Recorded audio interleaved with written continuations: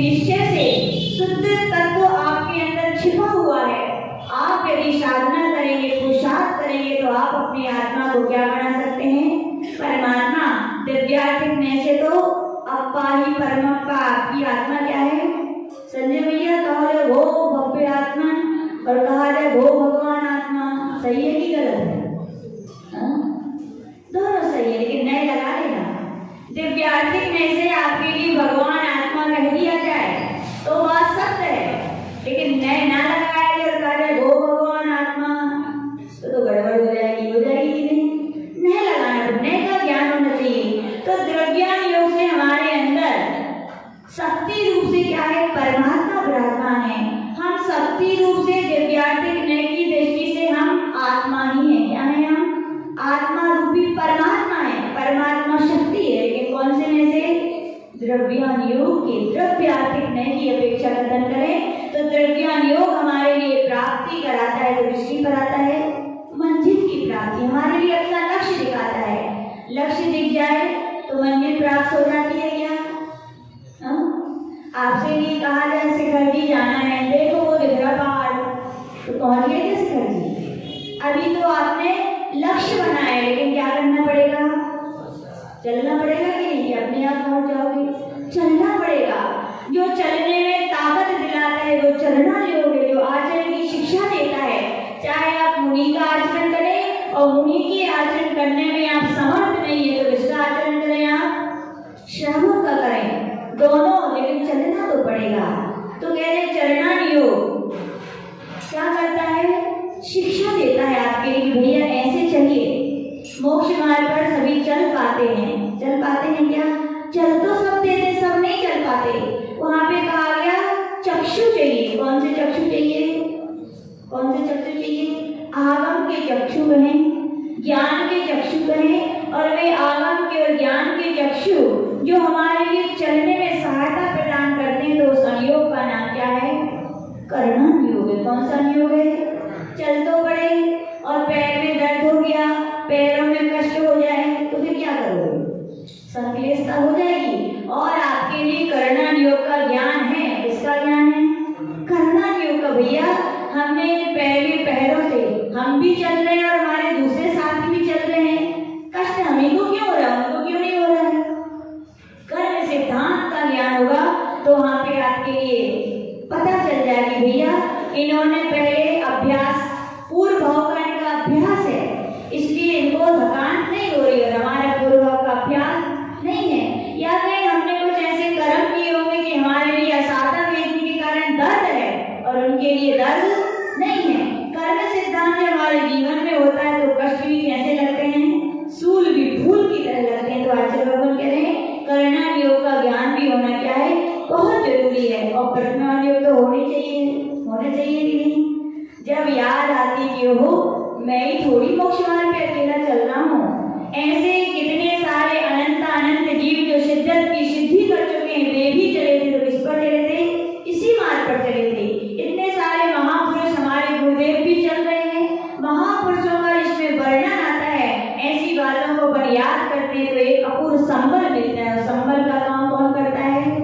प्रज्ञान योग करता है। तो आचार्य भगवान यहाँ पे बता रहे थे चारों अनुयोगों का जब मिश्रण हमारे लिए प्राप्त होता है, ऐसा ज्ञान हमारे लिए प्राप्त होता है, तब तत्व की क्या हो पाती है? सिद्धि हो पाती है। रत्नाकर वाली टीका में हम सभी सुन रहे थे गाथा नंबर 29 के माध्यम से कि दानी भी क्या है? दरिद्र हो सकता है कि नहीं? हो सकता है। क्यों हो सकता है? पूर्व विपरीत पाप कर्म का यदि उदय है तो क्या हो सकता है? वो दरिद्र भी हो सकता है। और दान ना करने वाला भी क्या हो सकता है? अमीर हो सकता है। क्यों? पुण्योपार्जित पूर्व कर्म, पहले जो पुण्य किया है तो उसका फल भी उसके लिए अवश्य प्राप्त होगा। इतना ज्ञान हो गया है। किसके लिए ज्ञान हो गया है? जो दाता है, जो सम्यक दृष्टि जीव है, उसके लिए कर्म सिद्धांत का ज्ञान हो गया है। अब वो सोच रहा है कि यदि मेरे पाप कर्म का उदय है तो मैं क्या करूं? दान करूं कि नहीं करूं? पाप कर्म का उदय है, दान करें कि नहीं करें? करो भैया। क्या करो? इतना करो जितना तुम्हें पुण्य चाहिए उतना करो। कितना चाहिए पुण्य? यूं कहा जाता है लौकिकता में 4 गतियां हैं। कितनी गतियां होती हैं? 4 गतियां। 4 गति में सुख कहाँ पर है? नरक में है क्या? नहीं है ना, नरक में सुख नहीं है। यदि आपको सुख नहीं चाहिए तो कुछ भी धर्म नहीं करो, आराम से 24 घंटे पाप करो। कहाँ मिलेगा आराम से? टिकट कहाँ की मिलेगी? नरक में नहीं, क्योंकि आपको सुख चाहिए नहीं है और नरक में सुख है ही नहीं है। तो सुख के सारे जो पुण्य है, धर्म है, आप बिल्कुल ना करो तो कहाँ मिलेगी सीधी टिकट? नरक की। उससे थोड़ा ऊपर लेवल पे आई कौन सी गति है? तिर्यंत गति है। यद्यपि तिर्यंत गति में सुख है क्या? नहीं है, लेकिन नरक गति की अपेक्षा कुछ ना कुछ तो सारा है, कम से कम शांति से बैठने तो मिलता है। नरक में तो कहा गया एक आंख के पलकने में जितना समय लगता है उतनी भी रंजमात भी वहाँ सुख नहीं है। इतना तो सुख कहाँ है? तिर्यंत गति में है। तिर्यंत गति की प्राप्ति किनको होती है? तो यूँ कहा जाता है जो 24 घंटे में 6 घंटे धर्म करें, कितने करें साहिल भैया? वे कहाँ जाएंगे? जाने का नहीं जाने, फिर लगाओ अपने थर्मामीटर फिर तो करते हैं हम। फिर कहा गया किसी को तिर्यंत भी नहीं बनना है तो क्या बनना है? बोले क्या बनना है? मनुष्य बनना है। तो कितने घंटे पुण्य करना पड़ेगा धर्म? 12 घंटे। जो 12 घंटे धर्म ध्यान पुण्य करेगा वो कहाँ जाएगा? मनुष्य गति में। बोले नहीं, मनुष्य भी नहीं बनना, हम तो क्या बनेंगे? बोले देव बनना है। तो क्या करो? और जोड़ दो, कितने हुए? 24 नहीं 18, 6 बढ़ाने हैं। 24 करोगे तो मोक्ष ही पहुंच जाओगे। 6 प्लस कीजिए, 18 घंटे जो धर्म ध्यान करेगा वो कहाँ जाएगा? स्वर्ग। और जो 24 घंटे धर्म ध्यान करेगा वो मोक्ष जाएगा। तो कहा गया यहाँ पर धर्म ध्यान का पुण्य का लेवल बढ़ा तो सुख का लेवल भी क्या है? बड़ा है। सीधा सीधा गुणा भाग है यहाँ पे, ज्यादा मेरे से कठिन नहीं है। जितना आपको चाहिए उतना आप कीजिए। अब प्रश्न ये हो सकता है कि 24 घंटे कोई धर्म ध्यान कर सकता है क्या? कर सकते हैं। कौन करते हैं? मुनि महाराज करते हैं। क्या करते हैं? मुनि महाराज 24 घंटे धर्म ध्यान करते हैं। तो उनके लिए किसकी प्राप्ति होती है?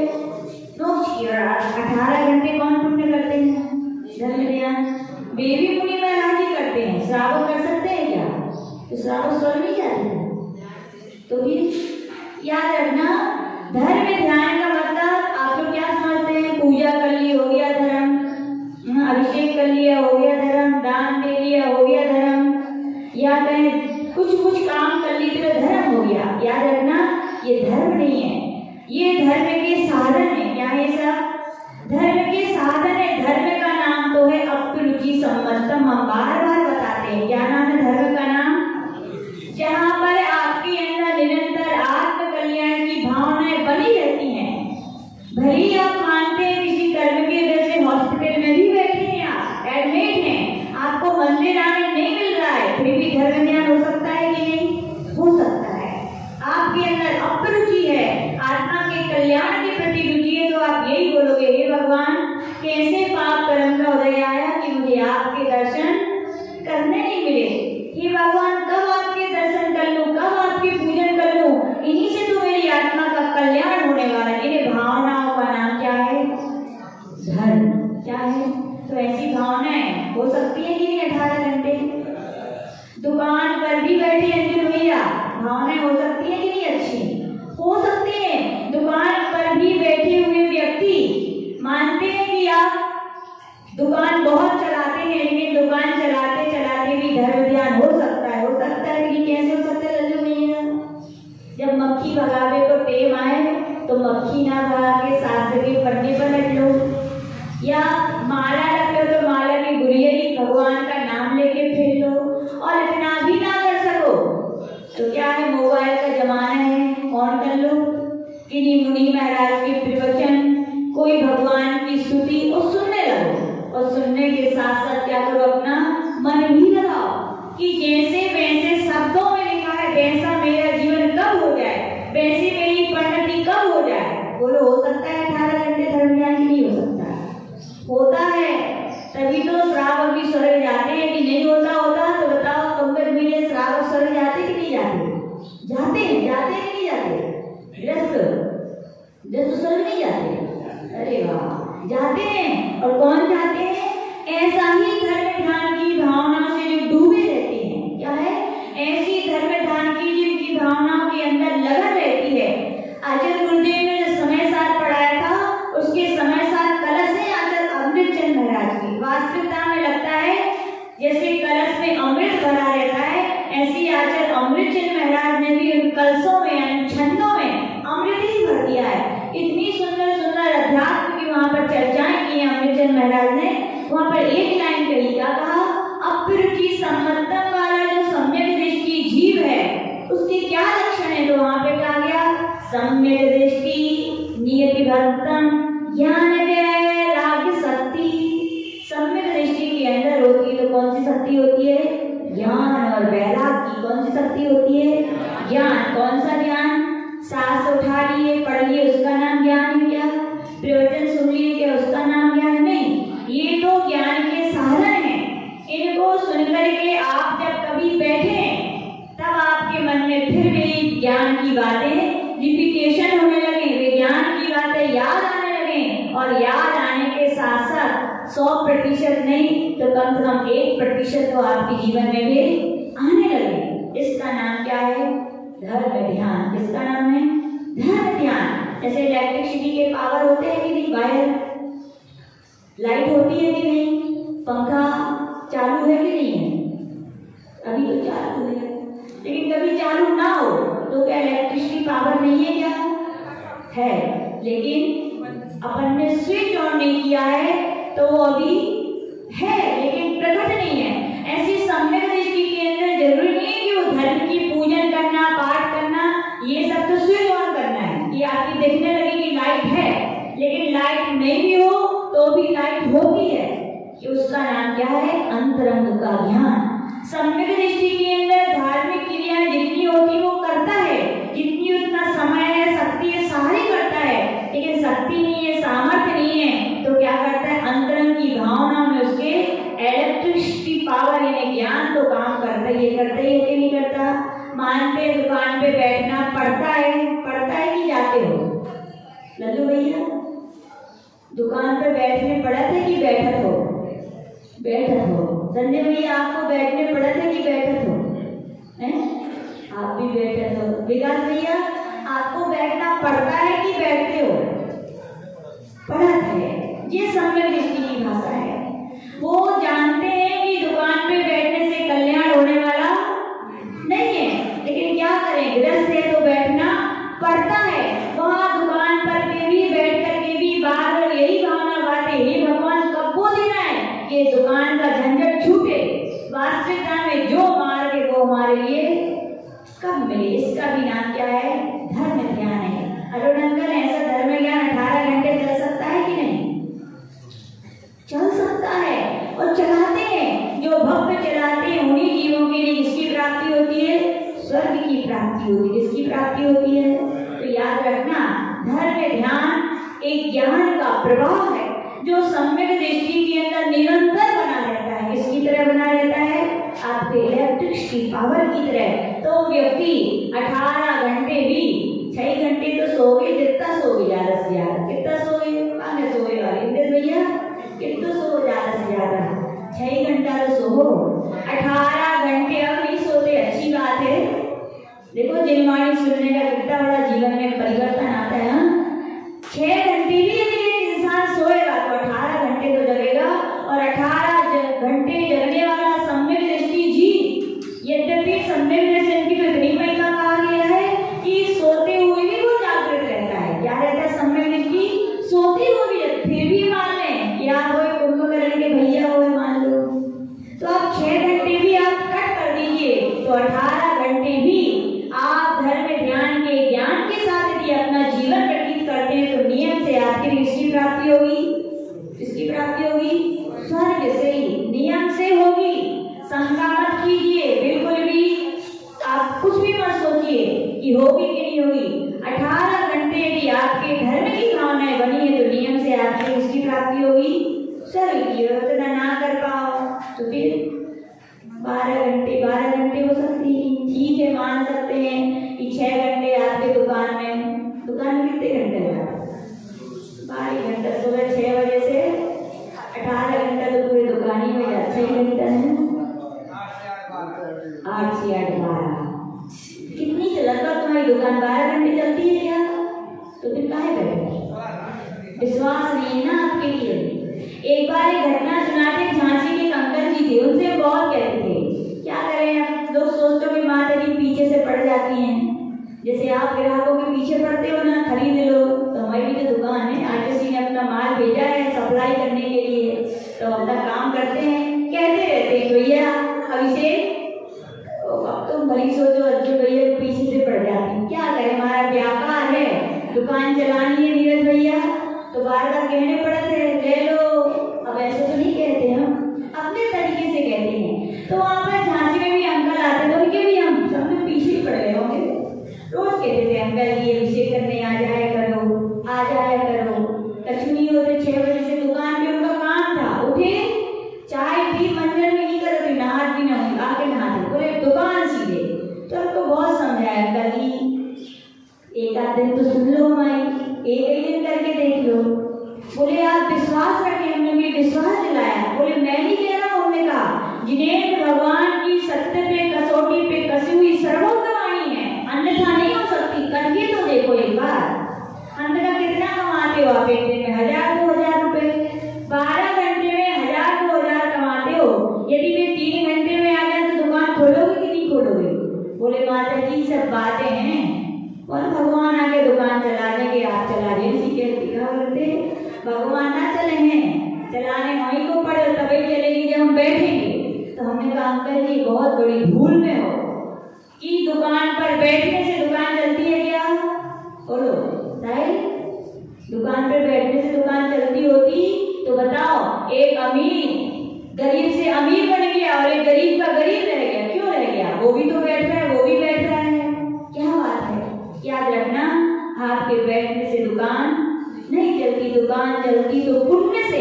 आपकी सत्ता में इतना पुण्य होता है, उस हिसाब से दुकान चलती है। और पुण्य कहाँ से आता है? धर्म के। जितना प्रतिशत आप धर्म करोगे, विश्वास रखना आपका उतना प्रतिशत धन आप नहीं भी बैठोगे दुकान पर, या अगर आप 12 घंटे में 1 घंटे भी बैठोगे कि आपकी सत्ता में उस दिन इतना पुण्य है, तो कितने घंटे में आएगा वो? 1 घंटे में आएगा कि नहीं? उनको समझाया, हमने कहा अंकल जी रोज नहीं, एक आध तो नहीं, दिन बात मान लो। उनने बात मान ली, अब समझाने की जरूरत नहीं पड़ा था कि माननी पड़ते लोगों को, उनने बात मान ली और वे अभिषेक करने आने लगे। अभिषेक करने लगे तो 6 बजे की दुकान कितने बजे खुलने लगी? 7 बजे, 7 बजे ज्यादा नहीं, 7 ही बजे। तो हमने वो रोज आने लगे। हमने एक दिन पूछा कि अंकल जी कछु नुकसान तो नहीं हो, नहीं तो फिर बंद कर दो, अभिषेक करवाओ। तो ऐसे ये नहीं कि हो रहा हो, बंद कर दे नुकसान हो रहा। बोले नहीं माता जी कोई फर्क नहीं आया। बोले क्या? बोले कोई फर्क नहीं आया। तो हमने कहा रोज करोगे कभी कभी? बोले क्या जा रहा, हम रोज करेंगे। बोले एक दिन उनके मन में आ गई कि माता जी की प्रवचन भी सुन लो। तो हमने भी 2-3 दिन कहते सुन ली, बोले अंकल जी कहाँ जा रहे हो सुनने में? तो बोले ठीक है। प्रवचन सुनने लगे तो कितने बजने लगे? 9, 9:30। झांसी में तो क्या बल्कि 10 ही। मन लगने लगा। जिनवाणी ऐसी है, मन लगता है कि नहीं? जिनवाणी का अब बीच बीच में बातें बहुत सारी घुसती जाती, क्या करें, आरटीसी के अनुभव याद आते हैं। तो एक बात बताएं जिनवाणी के विषय में। सब लोग बोलते हैं जिनवाणी क्या है। आचार्य की टीकाकरण में वाचना चल रही थी, सठखंडागम के धवला ग्रंथ की 16 पुस्तकें हैं। उनकी आचार्य ने 5 वर्षों में बुंदेलखंड में 16 पुस्तकों की वाचना की। टीकाकरण में वाचना चल रही थी और टीकाकरण के मूर्धन्य विद्वान दरबारी लाल जी कोठिया वहां पर थे। बढ़िया वाचना चल रही थी और वाचना करते करते पंडित जी आचार्य सुना था। बोले पंडित जी ने हाथ जोड़ लिए, बोले महाराज एक जिज्ञासा आ गई हमारे मन में, समाधान करो। बोले तो आचार्य पंडित जी आपकी क्या जिज्ञासा हो सकती है और आपको कौन समाधान? बोले नहीं महाराज आ गई, अब तो आप समाधान करो। तो आचार्य बोले बताओ। बोले महाराज ये बताओ, जिनवाणी है जो जिनेन्द्र देव की वाणी है, वो समुद्र लवण समुद्र का पानी है कि क्षीर समुद्र का पानी है? प्रश्न है ये हमारा। तो आचार्य मुस्कुरा गए। क्या मुस्कुरा गए? प्रश्न पूछा, बच्चों जैसा प्रश्न है कि पकड़ रही है? बच्चों ने बोले पंडित जी कहा प्रश्न पूछ रहे? दुनिया का बच्चा जानता है कि जिनवाणी क्षीर समुद्र का जल है कि लवण समुद्र का? क्षीर तो पंडित जी बोले महाराज हम आपसे नहीं, पहले सब जनता से पूछना, जितने गोष्ठी में सबसे पूछा किसका पानी है, तो क्या कहा सबने, क्षीर समुद्र का। तो पंडित जी बोले महाराज संतुष्टि नहीं गई, पानी गई संतुष्टि नहीं गई। बोले क्षीर समुद्र का पानी है महाराज, आप बताओ। बोले तो आचार्य जी तो बड़े विद्वान है, अनुभवशील है, ज्ञानी है। आचार्य जी बोले पंडित जी, जिनवाणी यदि क्षीर समुद्र का जल है तो जिनवाणी लवण समुद्र का भी जल है। बोले कैसा है, पंकज भैया विश्वास है लवण समुद्र का पानी है ना होए तो एक काम करना, क्या करना, रजनी दीदी घरे जाइए भाई, एक गिलास में क्या घोरना, नमक, क्या घोरना, नमक घोरना, पी लेना, फिर कैसा लगेगा, खारा के बाद फिर मन क्या होगा, क्या होता है खारा पीने के बाद, प्यास लगती है। जब कभी आप लोग खारा पानी पीते तो क्या कहते हो, प्यास है नींबू जी। बोले कहा नींबू जी, आज देखो खारा पानी है, तो खारा पानी पीते हैं तो प्यास नहीं बुझती। सम्यक दृष्टि जब पहली बार जिनवाणी का श्रवण करता है तो उसकी प्यास शांत होती कि बढ़ती है, बोलो बढ़ती है। तो क्या है जिनवाणी,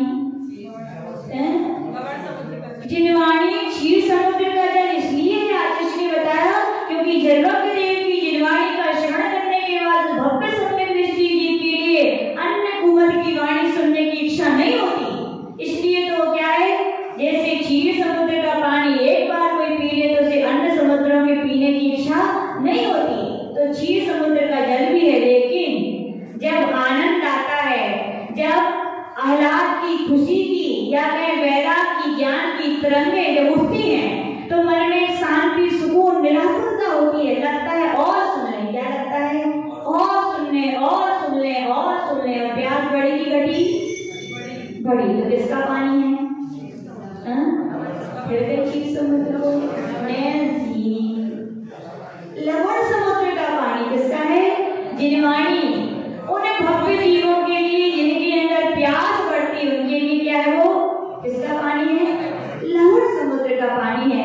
तो आचार्य भगवान कह रहे जिनवाणी का पान करते हैं तो क्या है, वो लवण समुद्र का जल की तरह प्यास को क्या करती है, बढ़ाती है। पर कहाँ चल रहे थे, तो अपन सुन रहे थे कि जिनवाणी किसकी तरह होती है, लवण समुद्र के जल की तरह होती। जितनी सुनती जाओ क्या होती है, प्यास बढ़ती जाती है। तो आचार्य भगवान भी यहाँ पर उसी के लिए कह रहे हैं कि सम्यक दृष्टि जब जिनवाणी का श्रवण करता है तो उसकी प्यास क्या है, निरंतर बढ़ती जाती है। तो यहाँ भी 12 घंटे की बात चल रही थी, जिसकी चल रही थी 12 घंटे जो धर्म करेगा तो क्या होगा उसके लिए, किसकी प्राप्ति होगी, मनुष्य गति की क्या होगी, प्राप्ति होगी। तो आचार्य भगवान कह रहे हैं अब आपके लिए ज्ञान हो गया है, जितना सुख चाहिए उतना आप काम मार्ग आपके लिए बता दिया है। इसी बात के लिए आगे भगवान टीका में कह रहे हैं, यथा धन धान्यादिकम सांसारिक सुख साधनम भवति।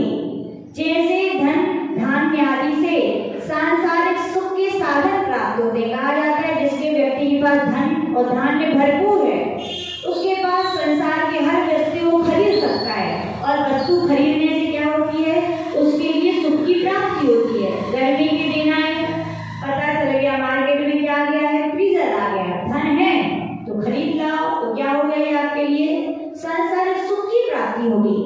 तथैव उसी प्रकार मुनि प्रवृत्ति सत्पात्रादि दानम भावी सुख साधना मिति संप्रति गाहा छंदो माध्यमेन शास्त्रकार निरूपयन्ति। उसी प्रकार कह रहे हैं कि जिस प्रकार से धन धान्य आदि जिनके पास होता है उनके लिए सांसारिक सुख की प्राप्ति होती है, उसी प्रकार मुनि आदि सत्पात्रों को दान देने से भावी जन्म में, भविष्य में भी सुख की प्राप्ति होती है। इसकी प्राप्ति होती है, कैसे होती है, दान देने से। किससे होती है, दान जिस व्यक्ति ने दिया है तो अगले जन्म में, आज बैंक में आपने डाला है तो बैंक में क्या बना रहेगा, बैलेंस। और फिर आप भावी समय में, भविष्य में जाके चेक करोगे, निकालोगे तो क्या मिलेगा, पैसा मिलेगा, ब्याज मिलेगा। और नहीं डालोगे तो नहीं मिलेगा। जब पैसा नहीं रहेगा तो सुख के साधन आप खरीद सकते हो क्या, नहीं खरीद सकते। तो आचार्य भगवान यही कह रहे भैया, वर्तमान में माना कि आप गरीब हो, आपने पहले पुण्य नहीं किया था, लेकिन अब यदि आप चाहते हो कि भविष्य में हमारे दिन ऐसे ना आए, तो क्या करो? बोले मुनि आदि लोगों के लिए क्या करो? दान करो। किसका दान करो? आहार दान, औषधि दान और अभय दान और ज्ञान दान कीजिए। उसी बात को आगे यहाँ पे कह रहे हैं, धन धन धान्यादि समृद्धि सोहम जहाँ होदि सर्व जीवानम मुनि दानादि समृद्धि सोहम प्रहातम विना दुखम। यहाँ पे कह रहे हैं धान धान्यादि समृद्धि सोहम, जिस प्रकार से जिसके पास धन धान्यादि होता है वो समृद्ध होता है, और ऐसा समृद्ध धन से जो समृद्ध व्यक्ति हैं उनके लिए सुख होता है। सुख होता है मतलब सांसारिक सुख होता है। गर्मी है तो एसी लगवा लो, ठंडी है तो हीटर लगवा लो। यानी कि धन है तो व्यक्ति सब कुछ खरीद करके अपने संसार के दुखों को नष्ट करके सुख की प्राप्ति कर सकता है। जहाँ होगी सब जीवाड़ा, ऐसा सर्व जीवों को प्राप्त होता है। मुनि दान आदि समृद्धि, उसी प्रकार से जो भव्य जीव मुनि आदियों के दान से समृद्ध है, यानी कि वर्तमान में जो मुनि आदि को सत्पात्रों के लिए जो दान दे रहा है, मुनि से क्या क्या लेना है? मुनि, आर्यका, श्रावक, श्राविका आदि लिखा है। और दान आदि यानी एक आहार दान नहीं, चारों प्रकार के यथायोग्य जहाँ जो दान है जिसके लिए देना है, जो व्यक्ति वर्तमान में दान करता है समृद्ध है, ऐसे वैभव से जो समृद्ध है, इसके लिए भी क्या कहा?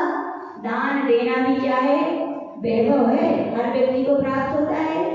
पाप आत्मा जीवों के तो भाव ही नहीं होते, तो समृद्ध है क्या वो? वैभवशाली है? नहीं है। धन होने पर भी जिनकी दान की भावनाएं नहीं है, वे समृद्धशाली है क्या?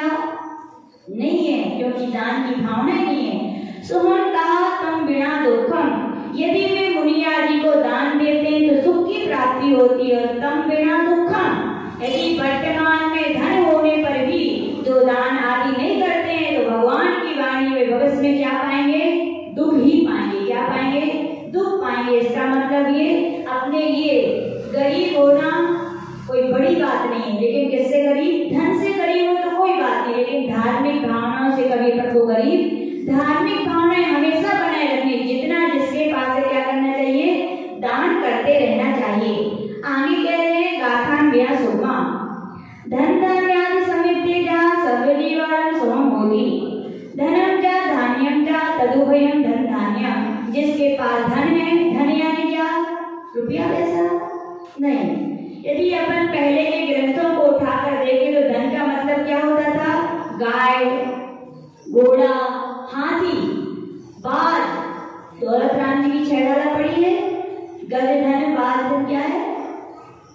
मतलब जिनके लिए धन कहा गया, रुपये पैसे को धन है, जिनके पास गौ धन है, हाँ मतलब गज धन, जिनके यहाँ गाय है वे धनवान कहे जाते थे। और आज है क्या? तो क्या हुआ? धनवान हो के नहीं, कंगाल हो। क्या हो? कंगाल है, क्योंकि सही धन तो वही है। धान्य यानी क्या? अनाज वगैरह जिनके पास है वो धान्य कहलाता है। जिनके पास दोनों है वे धन धान से संपन्न है। तद आदिकम धन धन धान्यादि आदि पदे में सचित्त अचित्त दास दासी वाहन प्रभृतिना गणना भवति। धन धान्य आदि में धन धान्य से सचित्त अचित्त और भी चीजें। परिवार भी क्या है? समृद्ध। जिसका पूरा परिवार है वो समृद्धशाली माना है, जिनके परिवार नहीं है तो समृद्धशाली नहीं है। दास दासी हैं, यानी कि 10 प्रकार के परिग्रह, आपकी सुख सुविधा के जितने भी साधन है, वाहन भी क्या है? आपकी सुख सुविधा के साधन है, इन सब की प्राप्ति होती है। तस्मिन् समृद्धि प्रचुरतया स्थिते सति, तस्मिन् यानी जिनमें समृद्धि प्रचुरतया स्थित, जिनके पास ये प्रचुर मात्रा में होते हैं, तथा इन प्रकारेण सर्वजीवानां समस्तानां प्राणिनां सुखम भवति।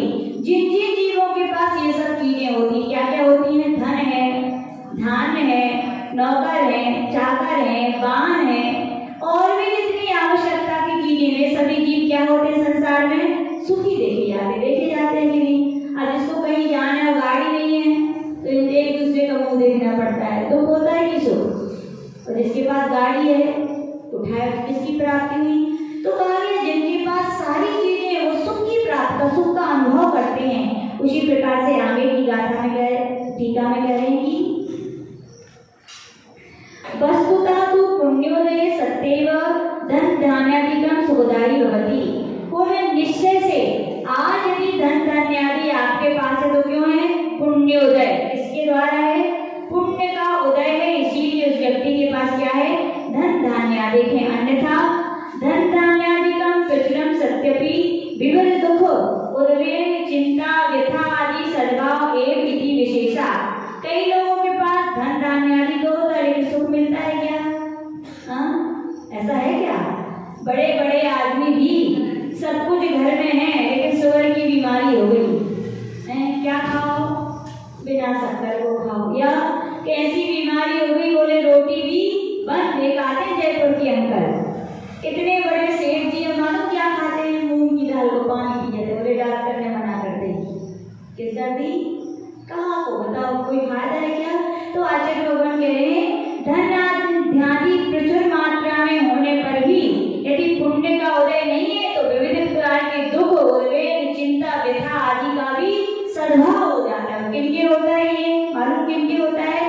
जिन्होंने दान अपने हाथ से ना दे करके किससे दिलवाया है?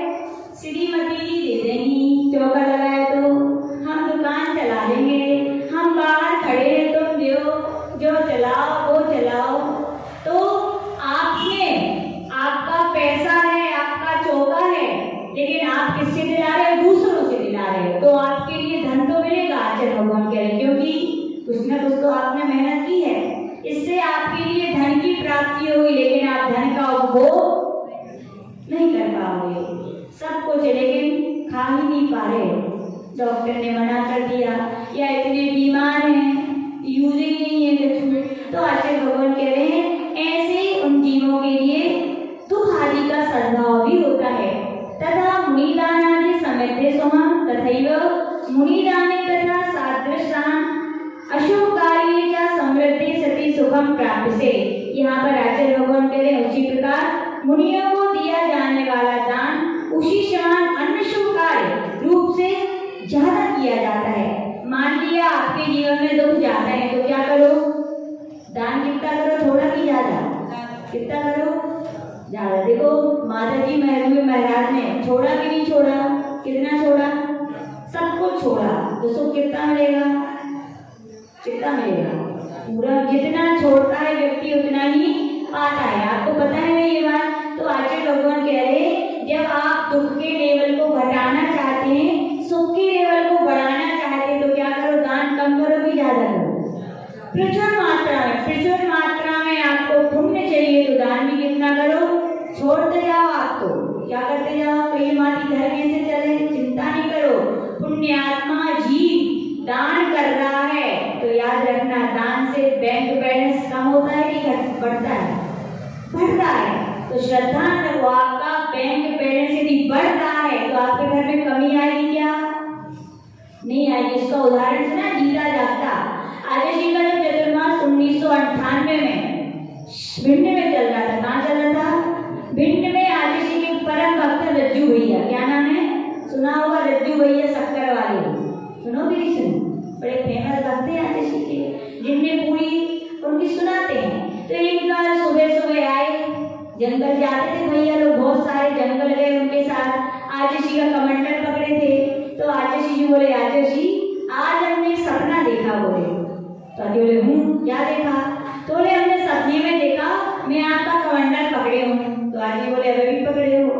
बोले नहीं आचार्य जी, हमने देखा कि मैं कमंडल लेकर के आपका विहार करा रहा हूँ। और बोले कहाँ का?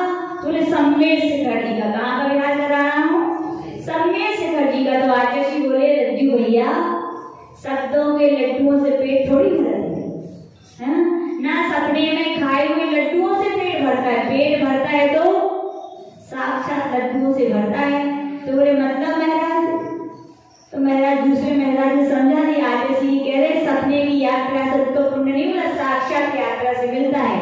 बोले बस महाराज मैं अब भी जाता हूँ, घर वालों को लेकर आता हूँ। क्या? और सारे घर वालों को लेकर आए और सिर पर चढ़ाई की। आचार्य जी मैं क्या करा शिखर जी की यात्रा कराना चाहता हूँ। आज जी ने आशीर्वाद दे दिया। आज जी बोले भैया तो चतुर्मास चल रहा है। क्या चल रहा है? यात्रा हुई तो चतुर्मास के बाद होगी।